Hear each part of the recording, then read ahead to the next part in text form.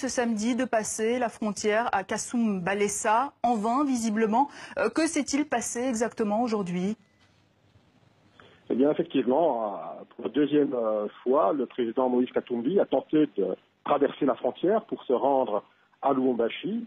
Et il lui a été signifié par les autorités zambiennes et de manière officielle, que le gouvernement de Kinshasa lui refusait de rentrer dans son pays.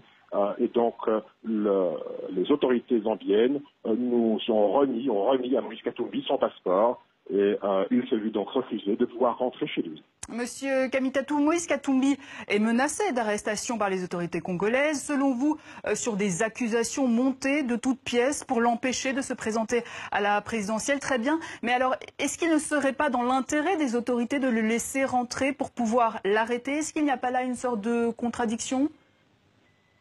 Tout à fait, et c'est vous qui le dites si bien, c'est qu'un fugitif qui décide de se rendre à son gouvernement, eh bien son gouvernement devrait se frotter les mains, mais Moïse Katumbi a d'abord tenté de rentrer par avion, l'autorisation lui a été refusée, il a tenté de rentrer maintenant par la voie terrestre, il a tenté de franchir la frontière à Kassoum-Balessa, et aujourd'hui, de manière officielle, les masques sont tombés, le pouvoir de M. Kabila ne veut pas que Moïse Katumbi puisse déposer sa candidature à l'élection présidentielle dans les délais qui ont été fixés donc au 8 août prochain.